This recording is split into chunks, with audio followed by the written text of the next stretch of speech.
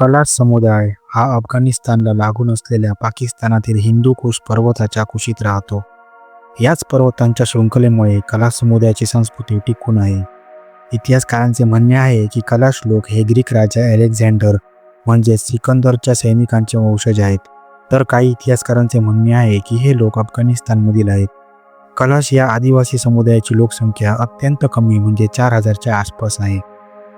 तरीही हा समुदाय आपल्या अनोख्या संस्कृतीसाठी जगभर प्रसिद्ध आहे. कलाश लोक हे अनेक देवतांची पूजा करतात. कलाश लोकांचे धार्मिक रीतिरिवाज हे हिंदू धर्माशी मिळते जुळते आढळतात. कलाश बेलीत वर्षातून 3 सण साजरे केले जातात. त्यांपैकी चामोस हा तेथील सर्वात मोठा सण आहे, जो डिसेंबर महिन्यात साजरा केला जातो. हा सण तेथील जेस्ते कन्या मंदिरात साजरा केला जातो. या दरम्यान घरातील महिलांसाठी शुद्धीकरण विधी केला जातो. यासाठी घरातील पुरुष मंडळी स्वतः स्वयंपाक करून घरातील महिलांना भाकरी देतात व त्यांच्यावर पाण्याचा वर्षाव करून त्यांच्या डोक्यावरून जळत्या काळ्या फांद्या ओवाळतात. हा विधी पूर्ण झाल्यावरच तेथील महिलांना चामोस या सणात भाग घेता येतो. या दरम्यान तेथील मुलींना एखादा मुलगा पसंत पडला तर त्या मुलासोबत थोड्या दिवसांसाठी पळून जातात व काही दिवसांनी परत येतात. त्यानंतर त्या मुलीच्या इच्छेनुसार त्यांचे लग्न लावले जाते. कलाश जमातीतील मुलींना आपल्या जीवनसाथी निवडण्याचा पूर्ण अधिकार आहे व यामध्ये मुलीचा परिवार किंवा समाज कोणत्याही प्रकारचा हस्तक्षेप करत नाही. तसेच या सणांच्या निमित्ताने स्त्री पुरुष एकत्र येऊन नाचगाणी करतात व यावेळी तेथील स्थानिक पातळीवर तयार केल्या जाणाऱ्या तुती वाईनचे सर्वजण सेवन करतात. कलाश जमातीमध्ये घर चालवण्याचे काम स्त्रियाच करतात.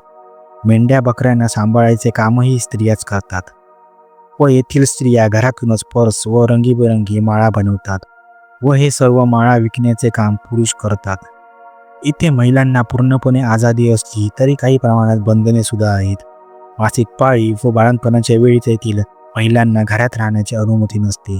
अशा महिलांसाठी बशाली नावाचे कम्युनिटी होम तयार केलेले आहे. तिथे त्यांना राहावे लागते, कारण या काळात त्यांना अपवित्र मानले जाते.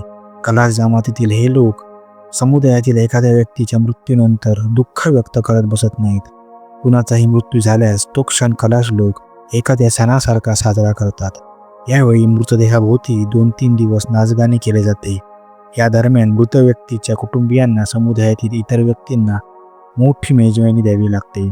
या दिवसात सुमारे 30 ते 40 बकऱ्यांचा बळी दिला जातो व 2 ते 3 दिवसांनी मृतदेह दफन केला जातो.